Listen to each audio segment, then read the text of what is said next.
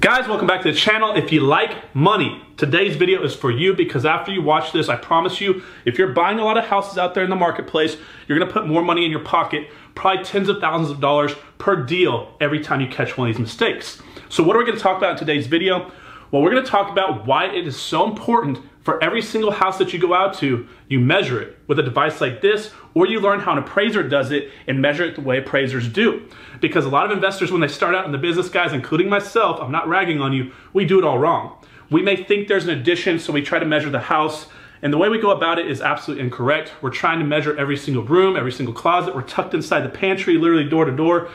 Guys, that's not how you measure a house. Go reach out to an appraiser or follow an appraiser around next time and figure out how to measure a house. Now, here's why this is so important. Let me give you two different case studies or examples of why this is gonna put more money in your pocket. Number one, multiple times this year, I've had individuals, partners of mine or other people that I know in the business who went to flip a house or buy a house and refi, where they went out and they bought that house assuming the tax records were correct, right?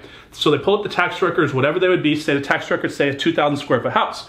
Well, they went through and based their calculations and their numbers and that deal based on those numbers being correct. And they didn't check to question it, or they didn't question, I must say, and they didn't measure the house themselves.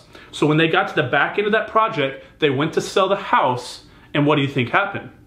It came back that they priced that property based on 2,000 square feet, and even though they found a buyer based on their price, what happened was when the appraiser came out to measure the property, it was hundreds of square feet smaller than the actual property was. Which means if you have a house that's now a room short or 300 or 400 feet shorter than what you thought it was, and you're getting $100 a square foot, which most markets are, and some are getting way higher than that, that could be $30,000, $40,000, $50,000 out of your pocket, and you can't get that house closed now, right? So what do you think? Is that gonna cause a problem for you? So why do you wanna measure a house? To make sure that you don't get to the end of the project and find out it's not as big as you thought, and you actually have a lot less money in that deal, and you probably shouldn't have done that deal in the first place. Now here's the flip side. Let me tell you a good story where it turned out pretty good for me, right? So I had a house that I flipped. This was a big house. It was almost 4,000 square foot house, and it was in a nicer area. And I got all the way to the end of the project, and the lady who sold me the house literally had been to the property back and forth, was getting all our things out. I gave her some time to get the property situated before we actually, really ran her out of there, which is something good y'all should do. You shouldn't press people to get out right away if it's not gonna affect what you're doing. And good thing I didn't, because I was nice to her. I built a relationship with her. And this is how lucky you can get sometimes in this business. Literally on the way out of the property, she stopped halfway across the sidewalk and turned around, came back to me and said, Connor, I don't know if it matters, but I just figured I'd tell you anyways. That big bonus room upstairs, the big TV room, when they built the property, they never added that to the tax record. It was left off. I don't know if that matters, but I hope it does. And she just walked out. And so what happened was, now I went to have an appraisal done before, because I kind of checked the numbers on my own, and it looked like that room wasn't there. And this room was over 300 square feet, and I believe on that property it was about $125 a square foot. Quickly do the math, right? Almost $40,000 that she just gave to me on the way out. Because if I didn't know that that room was actually left off, I was gonna base it based on the price, I was gonna base my sales price based on the calculations of what the price of what the square footage said on the tax records, if that makes sense. But now it's 300 or 400 square feet higher, so I adjusted my sales price.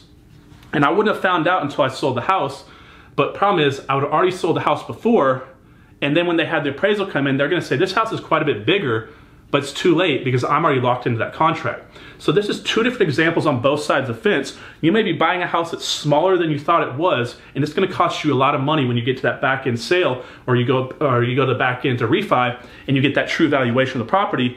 And sometimes the house can actually be bigger than you thought it was. Sometimes people do really, really good additions to the property, and you can't even tell that it wasn't original build. Sometimes, guys, you need to be careful because the original house had a garage on it, and they basically converted that garage, and it looks like it was original build, but now you just lost the square footage of the garage, but added the square footage of another room, and they wash out. And a lot of times people run comps as if they added just 300 or 400 square feet compared to the other comps in the neighborhood, but those other comps have garages, if that makes sense. So you really need to make sure, and you can measure property with a tool like this, guys, simply wall to wall, kind of get a good idea, or get formally trained by an appraiser or ask them how they do it, because knowing what you're getting ahead of time can either help you buy a deal that nobody else knows. What if you're the only one that knows there's an extra 400 square feet?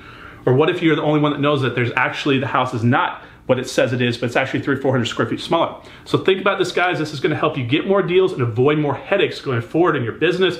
You need to be doing this on every single house that you're serious or that you're thinking about taking a step forward on, guys. It's going to save you a bunch of headache and a bunch of heartache, guys. I hope you liked today's video. I hope you measure your houses before you get caught in a spot that you don't want to be in. That's the point of this channel, guys. Trade 5 minutes of your time to save you $50,000 later. If you like today's video, guys, subscribe to the channel, hit that yellow notification symbol, share, like, and comment, guys. The engagement helps this channel grow, and I'll see you on the next one. Have a good day.